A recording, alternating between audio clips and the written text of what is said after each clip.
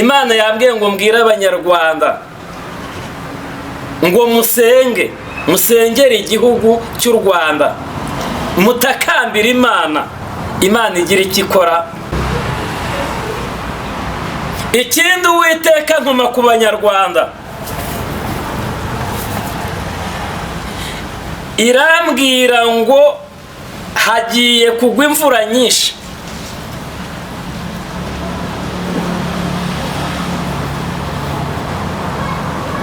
Irambwira ngo musenge ngo kuko iyi mvura ishobora kuzateza ibibazo, hakabaho imyuzure.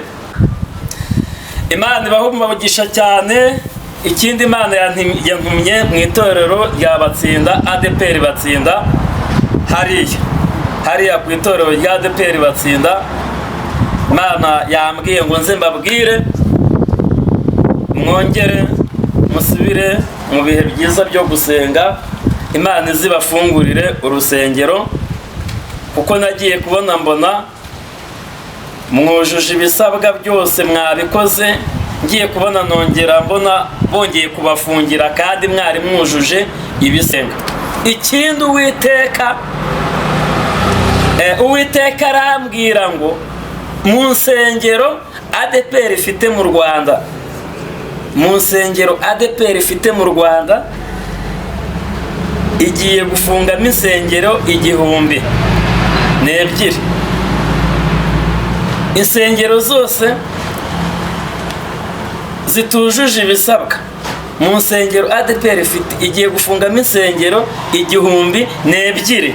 Ni 1,000. Ubu buhanuzi n'umuntu uza ndabizi ntago mubyumva, ntago muri bubyumve, murajyana ubupagani, ariko najya mbatangarize yuko mu nsengero ADPR ifite mu gihugu cy'u Rwanda bagiye gufungamo insengero 1,000.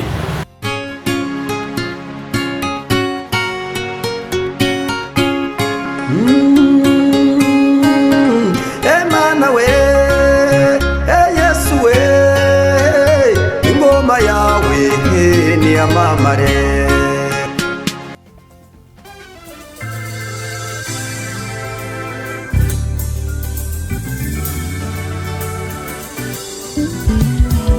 Siribi Studio ni igisubizo cyawe. Bahanzi, baririmbyi, namwe makorari mwifuza gukoresha indirimbo zanyu muri studio, ni mugane Siribi Studio tubakorere neza audio na video. Wifuza gukora live recording cyangwa se live, tugane tubigufashemo. Wowe ufite ubukwe ukaba ukeneye abagufatira amashusho n'amafoto yabyo neza, ntugire impungenge, gana Siribi Studio. Ibiciro byacu ntabwo bikanganye. Dukora mu mujyi wa Musanze ndetse no mu mujyi wa Gisoro muri Uganda. Akarusho kandi ku baririmbyi ushaka gukora indirimbo 3 wongezwa iya 4 ku buntu. Ukeneye ibindi bisobanuro hamagara 0788 978124. Siribi Studio ni igisubizo cyawe. Reka tubasuhuze kandi tubifurize amahoro y'Imana aho muherereye hose, abari mu gihugu cy'u Rwanda n'abari hanze yacyo mwese nimugubwe neza aho dukurikiye waba uri hose, bitewe na situation ndurimo. Nimba wabaye kandi kurira kwararira umuntu ariko mu gitondo impundu zikavuga. Uyu munsi none twakiriye umukozi w'Imana, umuhanuzi w'Uwiteka Imana. N'ubwa mbere tumwakiriye aha ngaha, reka mbasabe kugira ngo abasuhuze. Murakoze cyane. Amazina yanjye nitwa Prophète Etienne, umuhanuzi w'Uwiteka. Yego, Prophète Etienne, reka musabe kugira ngo mbere yuko dutangira ikiganiro cyacu banze usenga Imana. Mana, twongeye kugushimira ndetse no kuguhimbaza ko tubashije kwicara imbere y'ubwoko bwawe, kandi unyemerere uzubane natwe, uduhe umugisha abadukurikiye bose, ubahe umugisha, utugirire neza muri aka kanya, kandi utugoteshe ingabo zo mu ijuru, uturinde umubi, uturinde Satani watuma tutumva neza ijambo ryawe. Utugirire neza, uduhane umugisha n'abera bose. Bisabye nizeye byose kugiye kubana natwe twese mu izina rya Yesu Kristo, amen. Urakoze cyane, ubisabye wizeye ko igiye kubana natwe twese imana y'amahoro niguhereze umugisha. Uyu munsi wa none uvuga ko uri umuhanuzi, cyangwa se mu makuru mfite ni uko uri umuhanuzi. Ese icyo Imana igutumye kuza kubwira abantu ni ikihe, kandi kizatuma kizamamara ariko ntigitume ugaruka kuvuga ko wabeshye? Imana ibaho umugisha cyane kumpa umugisha hano. Imana iguha umugisha cyane kumpa ikaze hano. Yego. Mfite ubuhanuzi Imana yampaye bw'itorero ADEPR. Nararyamye ngiye kubona mbona umushumba Izayi, umuyobozi wa ADEPR mu Rwanda, mbona ayoboye igiterane kinini cyane cyari kirimo abashumba ndetse n'abapasitoro n'abarimu ari benshi cyane. Ngiye kumva numva Izayi aravuze ngo ubu ngubu ngiye kugabanya abakozi mu itorero rya ADEPR. Ubwo ako kanya mbona abantu bose bari bateraniye aho ngaho, ubwo niba abashumba n'abapasitoro n'abarimu b'itorero, mbona ntago babyumvishe kimwe. Ako kanya mbona Izayi aravuze ngo hoya, ngo ngiye gukuramo abantu bagomba gusanga ba basaza bicaye hariya bagiye mu zabukuru hariya. Mbona umwe muri bo w'umushumba arahagurutse aravuga ngo ariko nta bantu dufite bari buzuza imyaka yo kujya mu zabukuru. Ngiye kumva numva ijwi ry'Imana rirambwiye ngo mbwire Izayi ngo asigeho gufata abantu Imana yatoranyije akabajyana mu zabukuru imyaka itageze. Izayi usigeho kujyana abantu mu zabukuru batarageza imyaka yo kujya mu zabukuru. Imana irambwira ngo uraramuka ukoze icyo kintu, abo uri bushyire inyuma murajyanayo.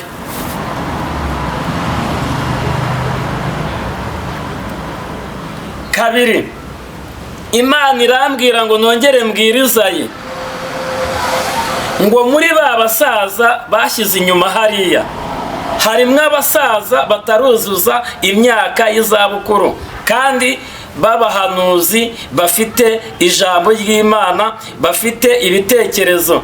Imana irambwira ngo mbwire Izayi agende ajye muri ba basaza bari hariya bashyize mu zabukuru igihe cyabo kitari cyagera cyo kujyayo, agenda atoranyemwo abasaza bagifite imbaraga, bagifite umwuka wera, ngo yongere abagarure mu itorero. Ngo uraramuka utabikoze wowe Izayi, inkota y'Uwiteka iri ku bantu batumvira Imana. Inkota y'Uwiteka iri ku bantu batumvira Imana. Niko Imana yambwiye ngo mbwire Izayi. Imana icya gatatu irambwira ngo mbwire aba bantu bafite amacano, b'abahanuzi, b'abavugabutumwa, ngo umuntu wese wabeshyeye Imana kuri cano yiwe, Imana irambwira ngo ije gufunga cano z'uwo muntu wese wabeshyeye Imana. Irambwira ngo ije gukoresha ubuyobozi bwacu, inzego z'igihugu. Imana ije gukoresha inzego z'igihugu zifunga ayo macano. Nimubona bibaye rero, ntago ari ubuyobozi bwite bwa leta cyangwa ubuyobozi bw'igihugu buzaba bubikoze, ni Imana igiye gukorera muri bo izo cano z'umuntu wese wabeshyeye Imana. Wirirwa ubeshyera Imana, iyo cano, icyitwa iyo cano yose Imana ije kuyifunga. Niko Imana yambwiye ngo mbwire abayitubyutse. Imana ije gufunga izo cano zose zashyize ibinyoma mu matwi y'Abanyarwanda. Izo cano zose hatabuzemo n'imwe, Imana ije kuzifunga. ikindi Uwiteka arambwira ngo mbwira abahanuzi ngo basubire ku isoko, ngo bongere bashake Uwiteka, ngo kuko irimo irabareba ikababonamo abashushanyi, ikababonamo abantu b'indonyi, kandi ngo Imana ntabwo igikeneye gukoresha abo bahanuzi bameze batyo. Abahanuzi mwese mwarenze umurongo w'Uwiteka, Imana ije kubashyira inyuma hariya. Ariko uwemera kumva akagarukira Uwiteka, ukurikiye ubu ngubu akumva buno buhanuzi, akumva iyi mesaje, yongera agarukira Uwiteka, niko Uwiteka avuganye namwe mwabahanuzi. Imana yavuze tarabone kitayava yasika, wa muhanuzi we wirirwa ubeshyera Imana, wa muvugabutumwa wirirwa ubeshyera Imana, mwaba pasitoro mwebwe Imana yavuze ngo inkota y'Uwiteka iri kuri mwebwe. Niko Uwiteka yavuze, mugarukiraho. Stop. Imana ibaha umugisha. Ikindi Uwiteka ntuma ku Banyarwanda, irambwira ngo hagiye kugwa imvura nyinshi.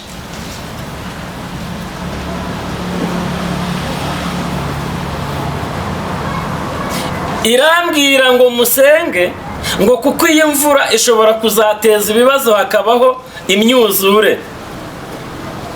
Buri muntu wese asenge uyu mwuzure cyangwa iyi mvura Imana iyisubike.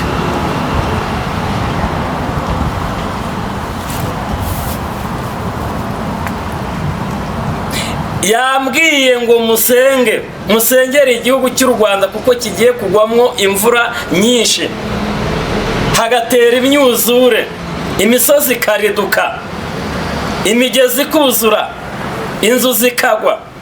Imana yambwiye ngo mbwire Abanyarwanda ngo musengere igihugu cy'u Rwanda, mutakambira Imana igira icyo ikora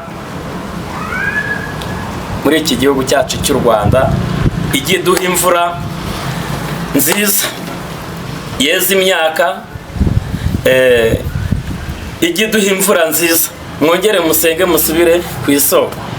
Imana niko yambwiye mbwira Abanyarwanda mwese musenge. Ukurikiranye ubu butumwa wese ntubwihererane, ububwire n'undi wese yinginga Imana iduha imvura yeza imyaka, ya yindi yeza imyaka ikera, igihugu cyacu kigire ibigega. Imana ibaha umugisha cyane, kandi amahoro y'Imana abane namwe. Kandi ni ukuri Imana ibishimire umuntu udukurikiranye wese, ukurikiranye ubu butumwa butambutse.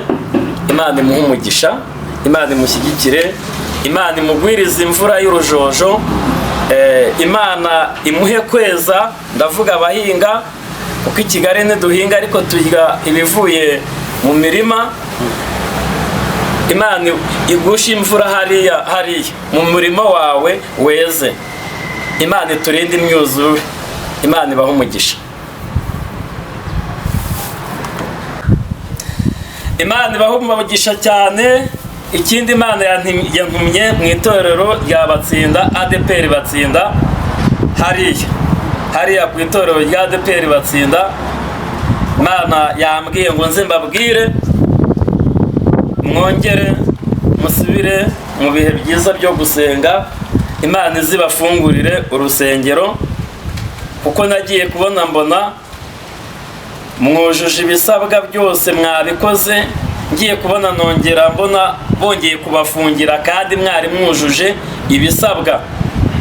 Imana yambwiye rero ngo hariho amananiza menshi bashobora kubashyiraho, bakongera bakabafungira kandi iby'ibanze mwari mwabikoze.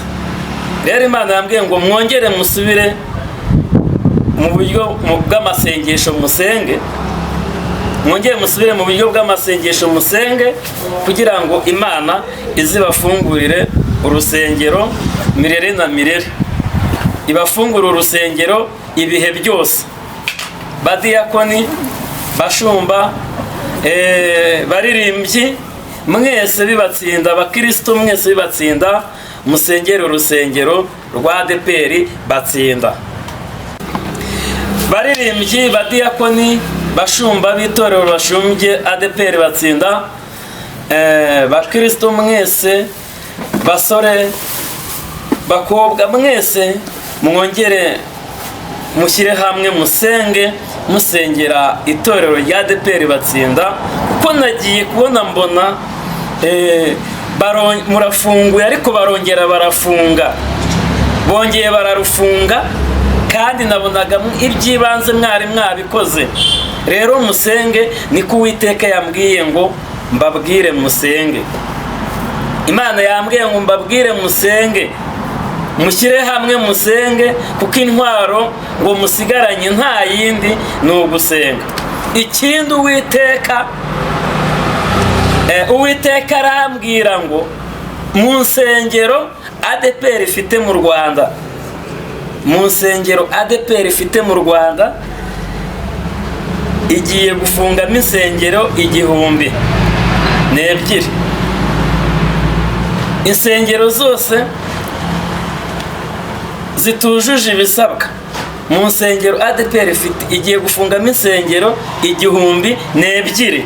Ni 1002. Ubu buhanuzi n'umuntu uza ndabizi ntago mubyumva, murabite ntago muri bubyumve, murajyana ubupagani, ariko najya mbatangarize yuko mu nsengero ADEPR ifite mu gihugu cy'u Rwanda bagiye gufungamo insengero 1002. 1002 Imana yambwiye ngo ije kuzifunga. Rero nta kintu mwakora niyo mwakwiyiriza iminsi 40, niyo mwasenga iminsi 300 cyangwa mugasenga iminsi 1000. Izi nsengero 1002 ntago zigomba kuzafungurwa, bazikuye ku ikarita y'insengero za ADEPR ifite mu Rwanda. Izo nsengero Imana irazifunze, ntacyo mwakora izi nsengero zifunguka, niko Imana yambwiye. Imana irambwira ngo nta kintu mwakora ngo izi nsengero 1002 za ADEPR zifungurwe, zo zivuye ku ikarita, zivuye ku ikarita. Izi nsengero zivuye ku ikarita ADEPR ifite mu nsengero n'iki gihugu.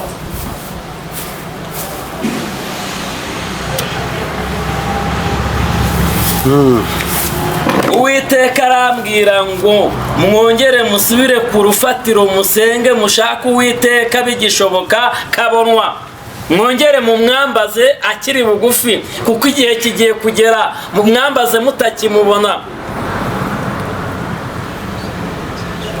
Imana yantumye ku makorari akorera umurimo muri ADEPR. Imana yambwiye ngo mbabwire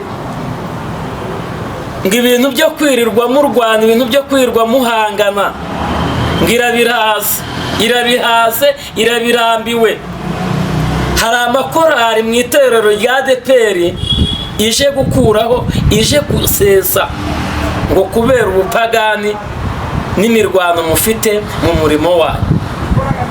Imana yambwiye ngo ije gukura akajagari mu makorari agize ADEPR, ije gukuramo akajagari. Imana ije gusukura, Imana ije gusukura mu itorero rya ADEPR, abaririmbyi ije gusukura, mu bahanuzi basengera muri ADEPR Imana ije gusukura, Imana ije gusukura mu bakristo badahagaze, banze guhagarara, bagenda bahora bashyize ikirenge hari ikindi hariya, banga kubyinjiramo neza. Abo bantu Imana ije gukoramo isuku,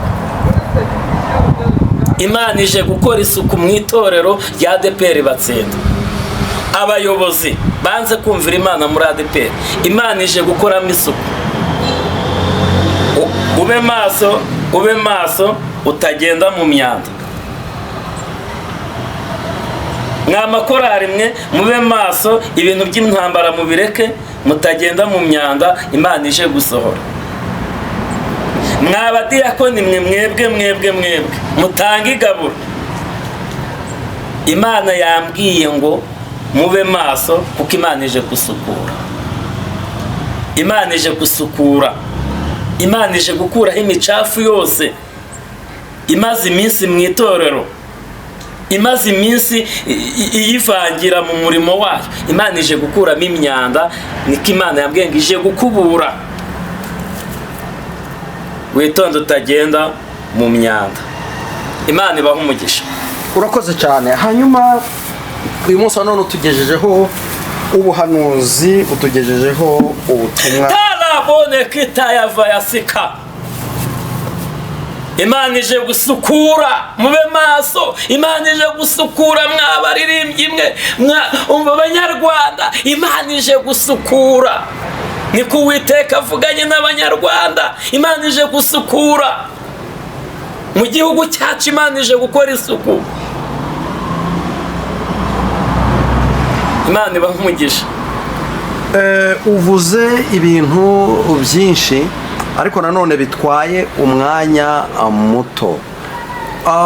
Akenshi twagiye twakira abantu, abahanuzi bakavuga ko Imana yabatumye. Nawe uje uvuga ko Imana yagutumye.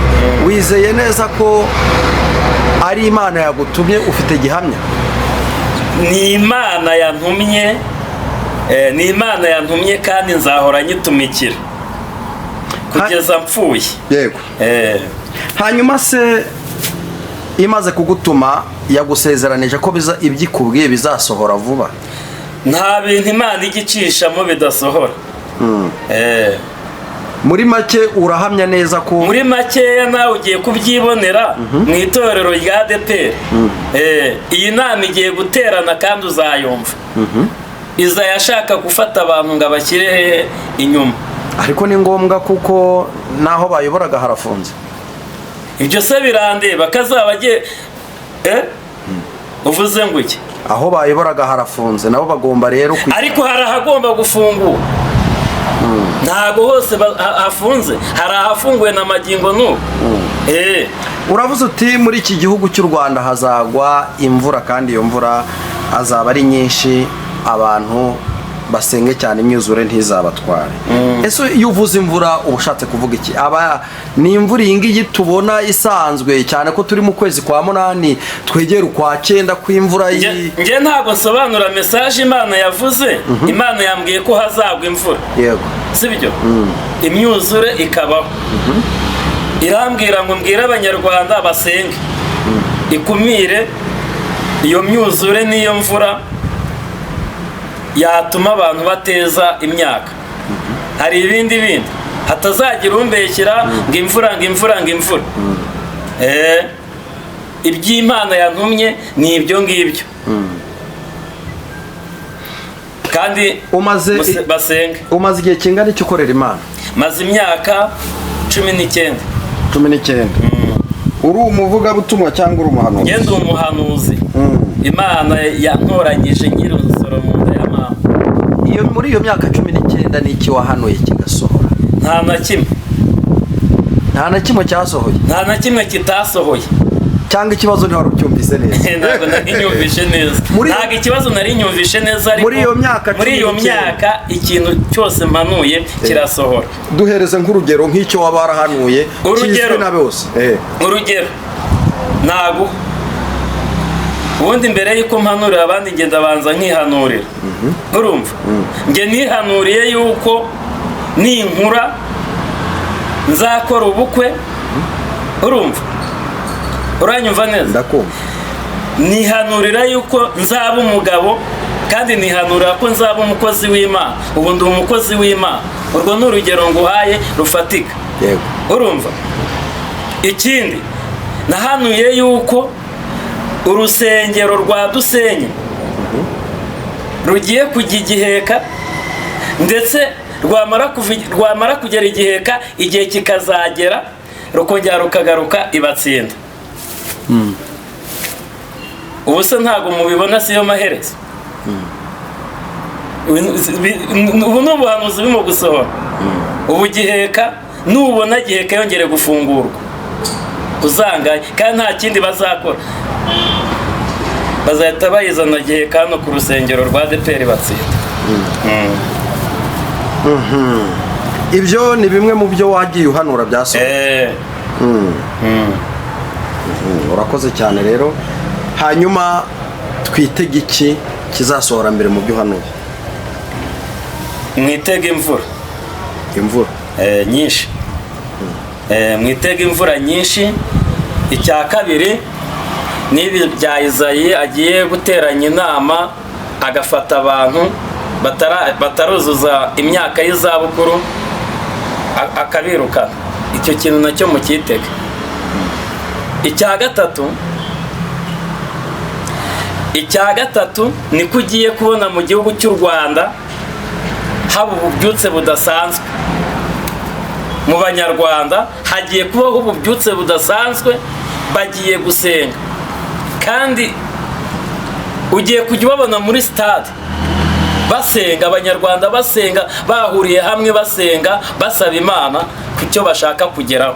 Ibi bintu nubona bidasohoye uzaza ushaka umbwira ati ntabwo uri umuhanuzi. Ubu abanyarwanda bagiye gusenga, abanyarwanda bagiye gusenga n'amasengesho batasenze, n'utasengaga agiye kwiga gusenga. Ibi bintu nubona bidasohoye uzaza ushaka. Ndumva bikomeye, ariko reka tubitegereze. Ubuhanuzi bwemerwa busohoye, kandi n'umuhanuzi yemerwa ariko ibyahanuye bisohoye. Kuko abenshi baratubeshya, abenshi baradutekinika, bakatubwira ibyo bikuriye mu mitwe yabo. Niyo mpamvu mba ndi kugerageza, si ukurwanya umwuka w'Imana.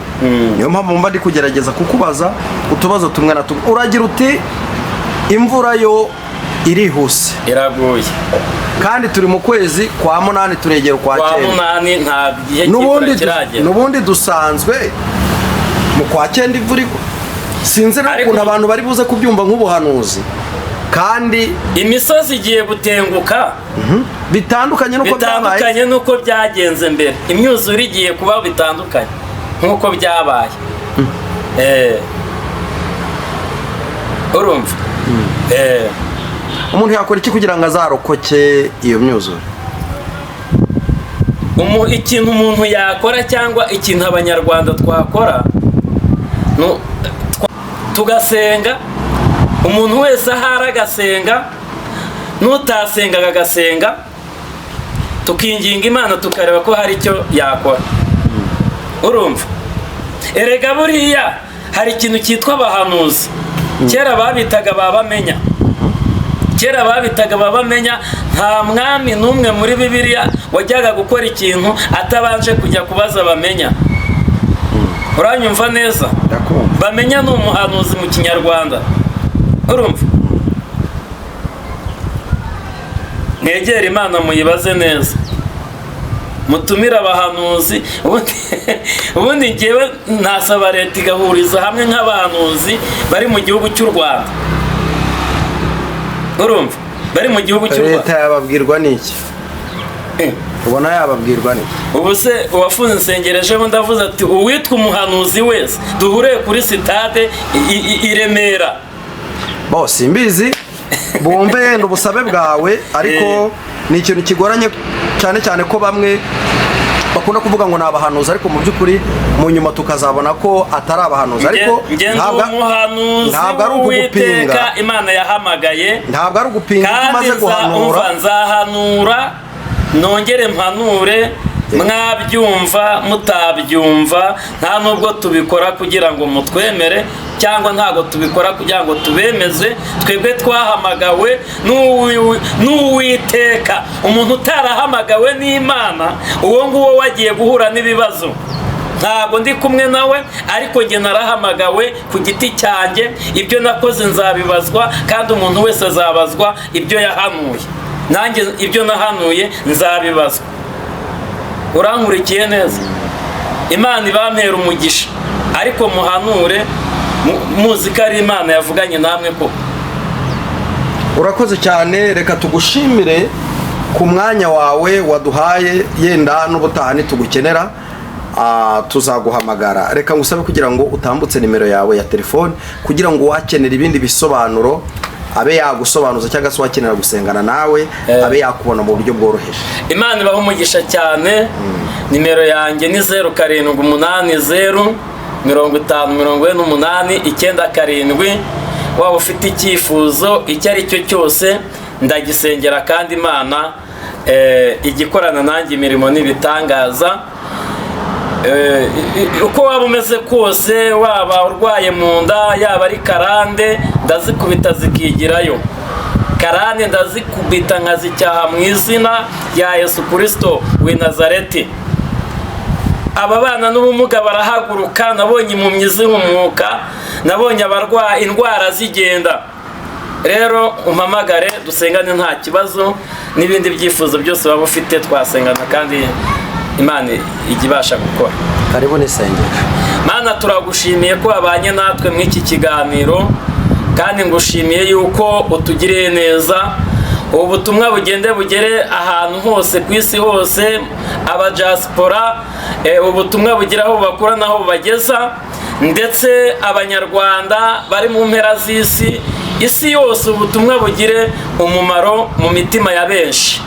Kandi Uwiteka Nyiringabo Imana, nsabiye umugisha uwo ari we wese udukurikiranye muri aka kanya. Komeza gutanga umugisha mu gihugu cyacu cy'u Rwanda, mu itorero, mu matorero yose utanga umugisha, mu miryango yacu, mu nshuti zacu, mu buyobozi bwacu bw'igihugu, ahantu hose uhagera utanga umugisha mu izina rya Yesu, amin. Urakoze cyane wowe warudukurikiye. Nimba utarakora subscribe, ukora subscribe. Ibisigaye Yesu Kristo aduhane umugisha. Shalom.